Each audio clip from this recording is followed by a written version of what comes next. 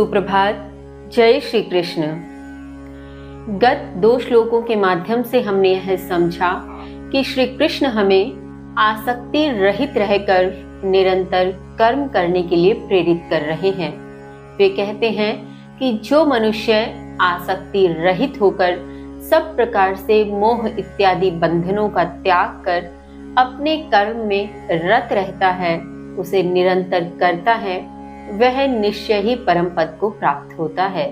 साथ ही वे उदाहरण देते हुए कहते हैं कि जनक इत्यादि महान पुरुष निश्चित ही परम पद को प्राप्त हुए होंगे, क्योंकि वे आसक्ति रहित होकर अपने कर्म को निरंतर करते रहे। और कर्म करना इसलिए भी आवश्यक है कि जन समुदाय सामान्य जन अवलोकन करे, अनुसरण करे, तो निश्चय ही वह उस परम पद की ओर अग्रसर हो सके। इसी क्रम में श्री कृष्ण आगे क्या बताते हैं, आइए जानते हैं। श्लोक संख्या 21। यत यत आचरति श्रेष्ठः तत तत वेतरो जनः स यत् प्रमाणं कुरुते लोकस्तद अनुवर्तते लोकस्तद अनुवर्तते।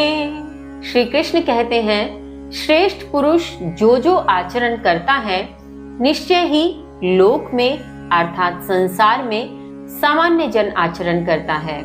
वह इस संसार में जो प्रमाण अर्थात आदर्श प्रस्तुत करता है, लोक अर्थात संसार उसका अनुसरण करता है।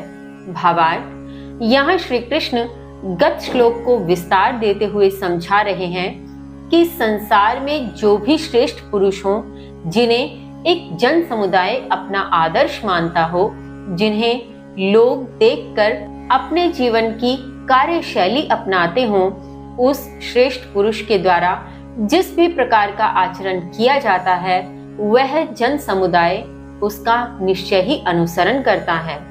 जो कुछ आदर्श, जो कुछ प्रमाण उस श्रेष्ठ पुरुष के द्वारा प्रस्तुत किए जाते हैं, लोक में जन समुदाय के द्वारा उसी आदर्श का अनुसरण किया जाता है, उसी आदर्श का अनुकरण कर उसी मार्ग पर चला जाता है।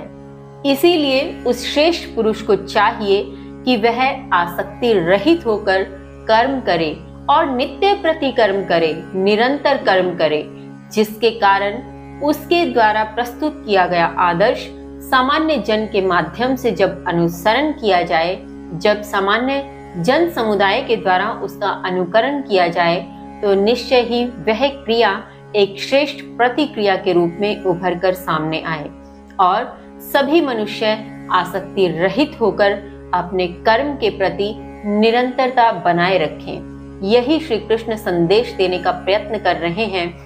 इसी क्रम में आगे श्री कृष्ण कहते हैं, श्लोक संख्या 22।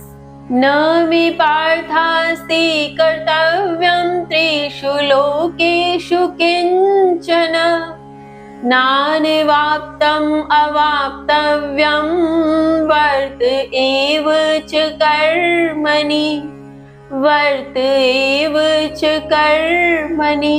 श्री कृष्ण कहते हैं, हे पार्थ, न तो मुझे तीनों लोकों में कोई कर्तव्य है, न कुछ अप्राप्त है, न कुछ प्राप्त करने योग्य है, तो भी निरंतर कर्मों में लगा ही रहता हूँ।